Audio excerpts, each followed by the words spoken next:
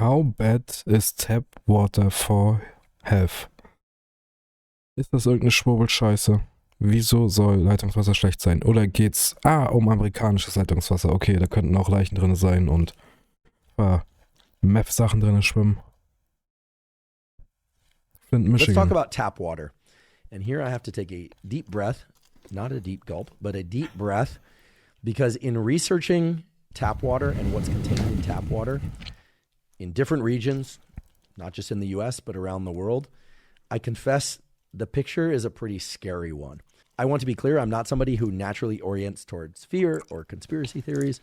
However, in researching tap water for this episode, by way of looking at the peer-reviewed research, meta-analyses, reviews, specific research articles where specific hypotheses were tested, and in talking with experts in toxicology and so on, it's a pretty grim picture, frankly, when one looks at what's contained in most tap water and whether or not the compounds that are contained in tap water are present in sufficient concentrations to negatively impact our health.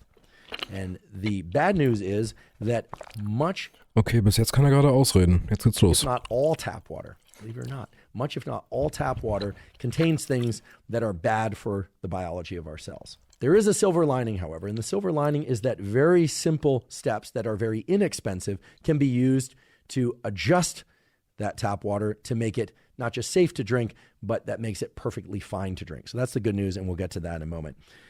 If you are somebody who is interested in whether or not tap water contains things like endocrine disruptors, hormone disruptors that can negatively impact reproductive health in males or females or both, there's a wonderful review, wonderful because it's so thorough, although the news isn't great, it's very thorough, which is great, which is entitled Endocrine Disruptors in Water and Their Effects on the Reproductive System. This is a review from 2020 that analyzes water from a bunch of different sources within the world and essentially focuses on a few key components.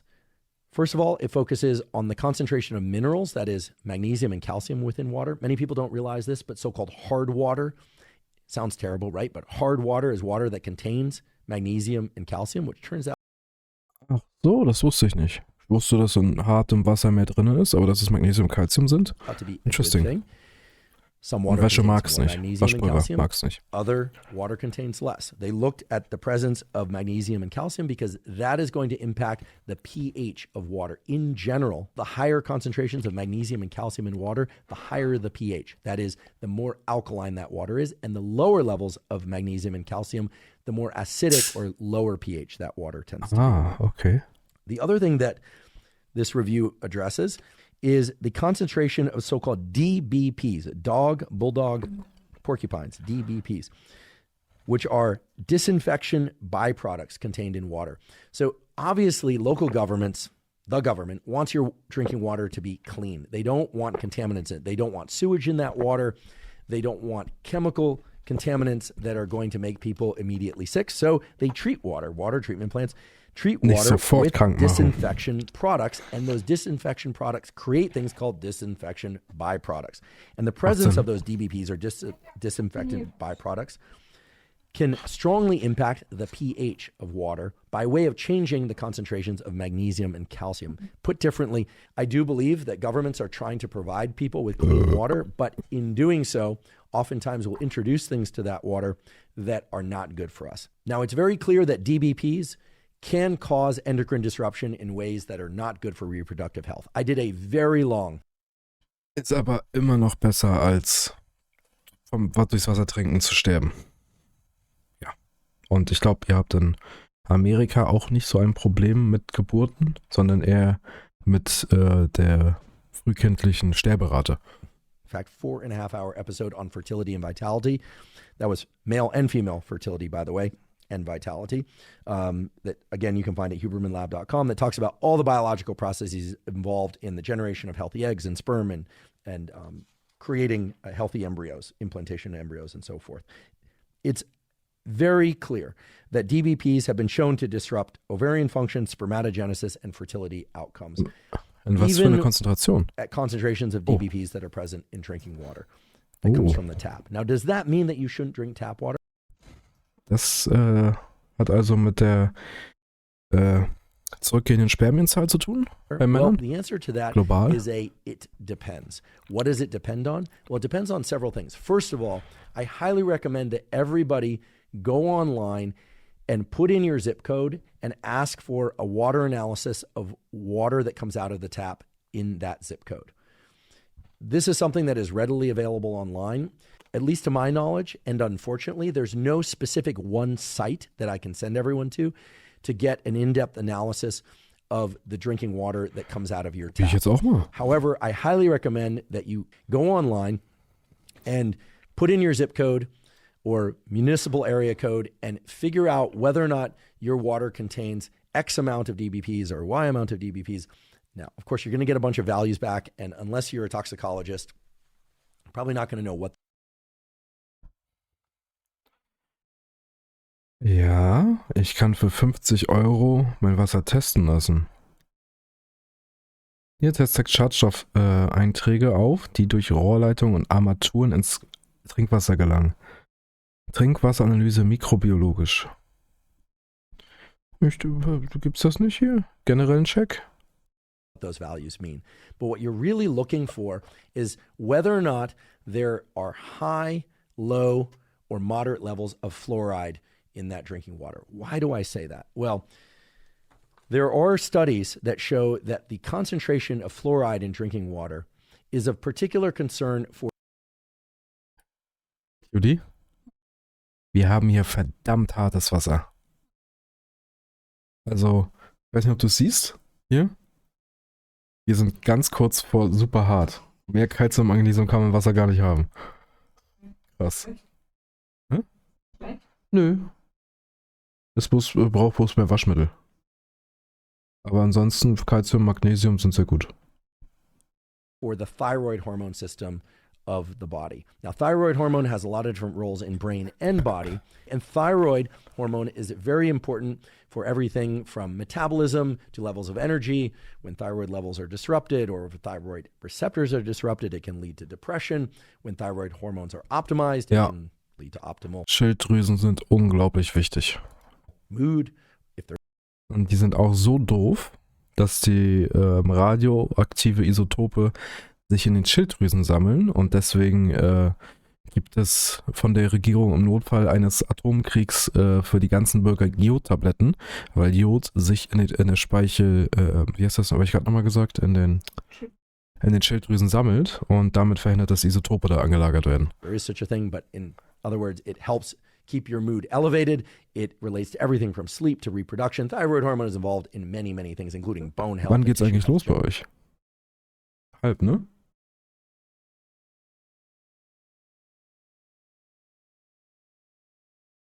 Okay. Generally. So essentially every biological process in your body is impacted by thyroid hormone. And there's a study that I'd like to highlight, which was published in 2018. And the title of the study is Impact of Drinking Water Fluoride on Human Thyroid Hormones. This was a case control study. So this is not an extensive analysis of many individuals. However, what it shows is that fluoride negatively impacts thyroid stimulating hormone and so-called T3 levels. So you have thyroid hormone T3 and T4.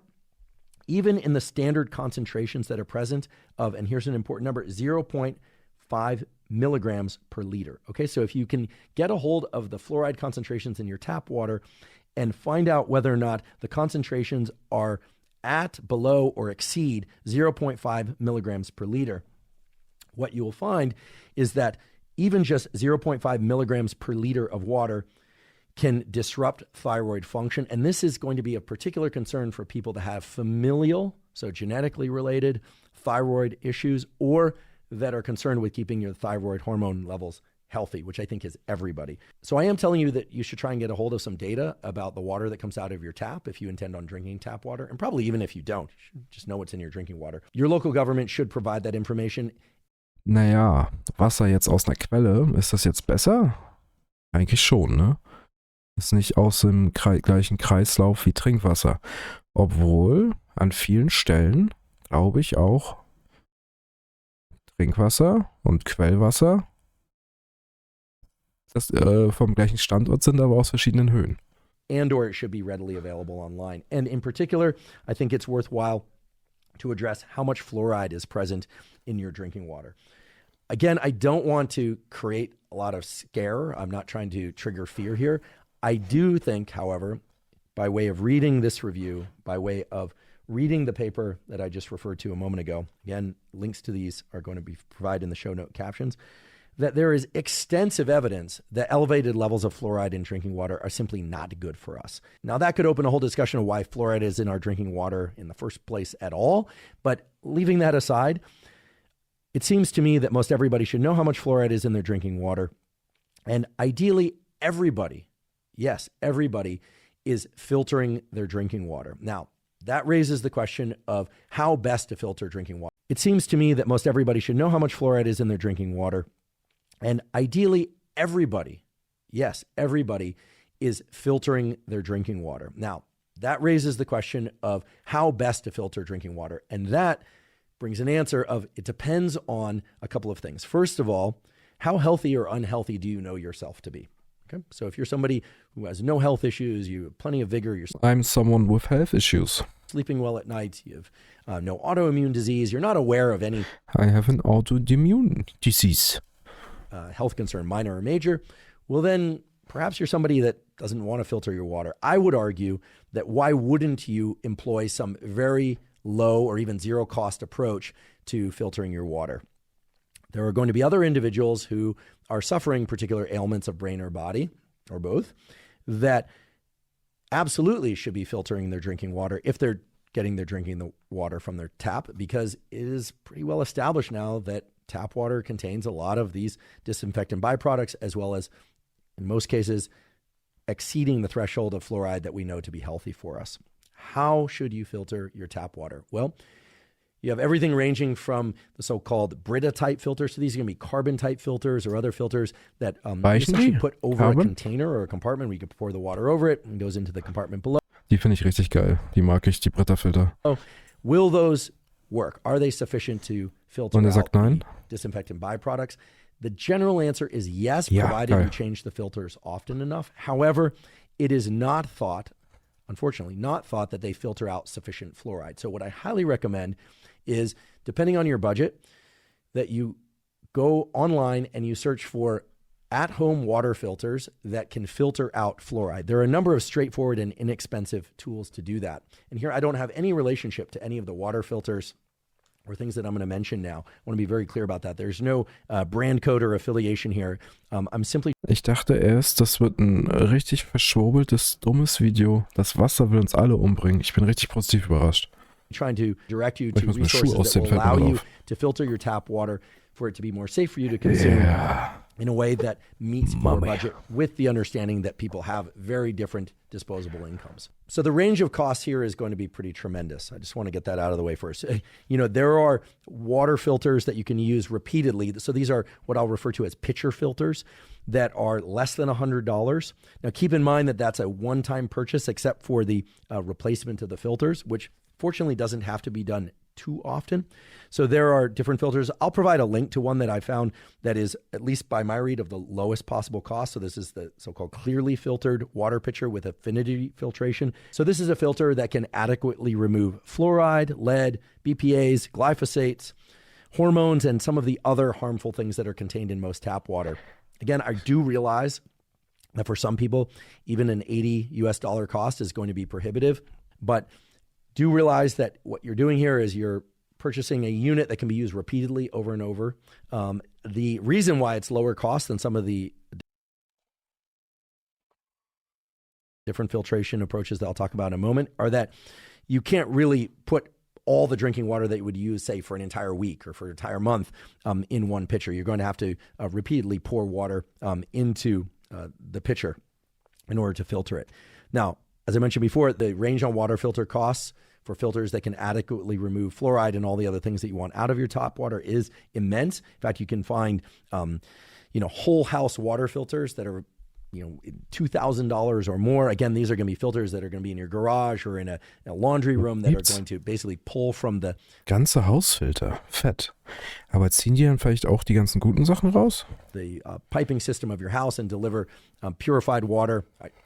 Technically, it's not purified, but that's removing these contaminants and fluoride from all the sinks in your house, so you could effectively drink from any or all sinks in your house. That's what explains the higher cost. I think most people are probably not going to have the disposable income or have the opportunity to include one of these whole house filters, although if you do have the means and it's important to you, you could do that. And then there are going to be what I would call intermediate systems, so systems that cost somewhere between $200 and $500. Probably one of the more common ones or popular ones is a so-called Berkey filter system. These are filter systems that, again, remove the things that you want removed from your tap water, and they can do it at higher volumes, and they're typically countertop units. They don't require any plug-in typically, or they only require brief plug-in and electricity. And they're going to filter out many, many liters or tens of liters of water so that you can always have access to that clean filtered water any time of day or night without having to pour over into the pitcher. So I mention these different options because, again, I realize that people have different levels of disposable. Ja, es ist auch ein bisschen mehr Luxus, ne? Also ich hätte, glaube ich, kein Problem damit, so einen Krug zu haben, den zu befüllen. Mir macht das jedes Mal Spaß anzugucken, wie das da durchsickert durch den Filter. Income. As far as I know, there's no tablet or simple mechanism that can be purchased as a transportable, pill that you can just simply throw in water and remove the contaminants. If anyone is aware of one that can adequately remove fluoride and other contaminants, please put in the comment section on YouTube. That'd be the best place so that I and everyone else can see it. But hopefully the mention of the different filtration systems that I mentioned will give you some choices that I would hope would fall within the range that one could potentially afford. An important note about filtration. Just as in our body, there are mechanisms to signal mechanical changes and chemical changes that occur in our gut, in our brain, et cetera, elsewhere. And in general, both mechanical and chemical changes are signaled across the body to invoke different changes, whether or not those are, a response of the immune system or to make us more alert or more asleep, et cetera. So too, filtration capitalizes on mechanical and chemical filtration. What I mean by that is when you run a fluid, water or any other fluid, through a filter, those filters are doing two things. They are physically constraining which molecules can go through by creating pores, that allow certain size molecules to go through and not others. And almost always they contain certain chemicals themselves. Right? Those filters have been treated with certain chemicals that neutralize certain other chemicals. Okay, so you may be wondering how when you filter water, magnesium and calcium could get through, but fluoride doesn't. And that's because these filters have been very cleverly designed in order to neutralize fluoride or to prevent large molecules such as sediment and dirt, which is kind of easy to imagine being filtered, but also... Ich habe so einen großen Amway-Filter, der vor einen Wasserhahn geklemmt wird, und das ist so eine riesen Aktivkohlefilterrolle und UV-Licht, glaube ich, auch noch. Das ist eigentlich ziemlich smart gemacht. Außen kommt das Wasser rein und durch den Druck, der sich dann aufbaut, kann das Wasser nur durch den kleinen unteren Schlauch wieder zurück und wird durch den Filter geforst, der ziemlich dick ist und halt bloß einen Weg raus hat. To allow certain small molecules, like calcium, which is small-ish, or magnesium, which is smallish, to still pass through into our drinking water. And this is wonderful because what it means is that by filtering our water using any of the methods that we talked about before, you're still going to get whatever magnesium and calcium was present in that water while still adequately removing the fluoride and other disinfectant byproducts. Now, what if you can't afford any of those options? Okay, well, here you have an interesting zero-cost option. It's not as good as the other ones of filtering that water, but it is an option. And I do think it's important to give options to people who don't have any disposable income for the purpose of filtering their water, which is to draw a gallon or 5 gallons or maybe even more tap water out of the tap and put it into some container, some vessel. So it could be 1 gallon, 5 gallon, 10 gallon container. And then to let that tap water sit for some period of time to allow some of the sediment to drop to the bottom. Now you might say, well, there's no sediment. There's nothing contained in that tap water. And isn't fluoride diluted in the water? And indeed, the answer to that is yes. However, there is some evidence that letting tap water sit out at room temperature and outside the pipes that deliver that water can help remove some, not all, of the contaminants in that water. Geil. If, however, you are filtering the water using any of the methods that I talked about a few moments ago, you do not need to do this. Okay, I realize there's a whole world out there of people who insist on putting their water in the sun or only keeping it in certain containers and putting it out for a few days before they get ingested.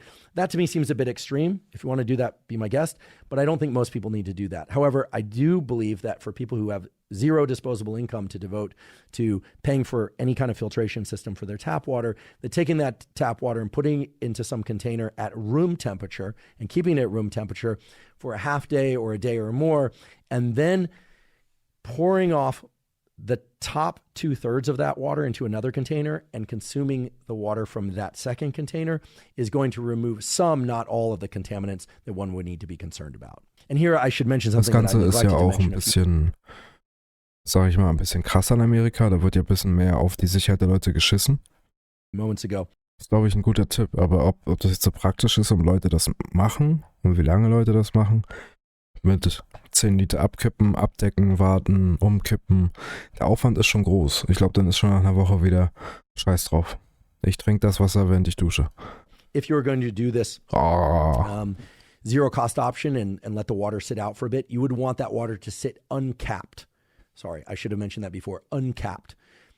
Of course, trying to keep things from falling into that water. In fact, you could even put a little bit of cloth above it. So you don't want things falling into that water, but you want certain things to be able to evaporate off.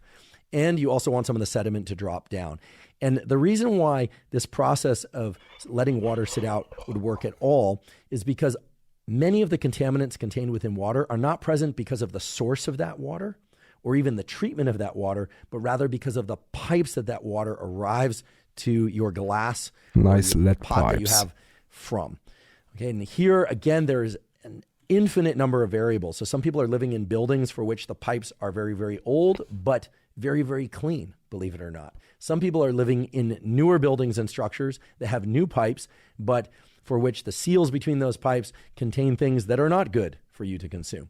So by letting water sit out for a while, you're able to remove some of the contaminants present within the pipes of your home and the building and even the pipes that lead to your home or apartment.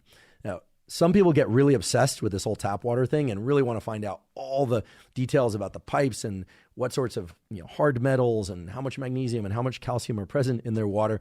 There are ways that you can test your drinking water for those sorts of things. Most people, I realize, including myself, are simply not going to do that. If you want to know what I do, I tend to drink water that is filtered through one of these lower cost filters. Or if I'm going to be consuming a lot of fluid, I will drink certain kinds of fluid that later I'll tell you.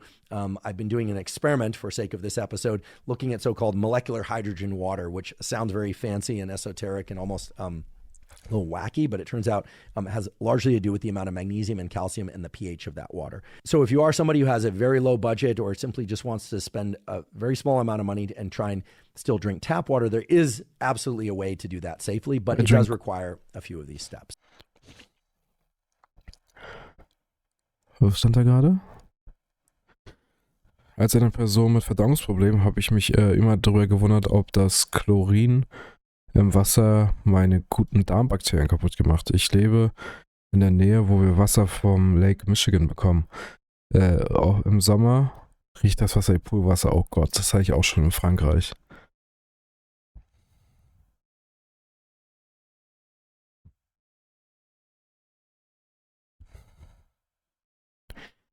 Der Grund, warum das Wasser nach Chlorin riecht, ist, dass sie das System damit reinigen.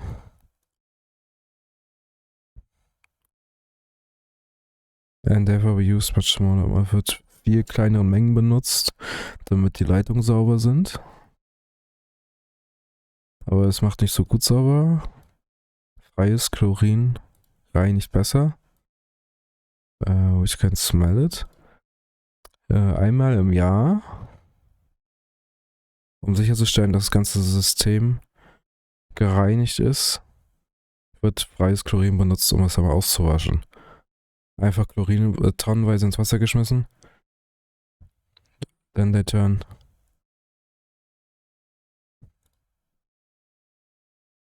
Ich muss mal YouTube wieder auf weiß umstellen, dieses Schwarz auf weiß.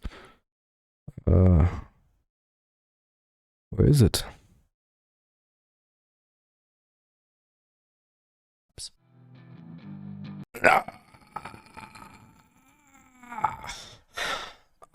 Weißes YouTube. Oh.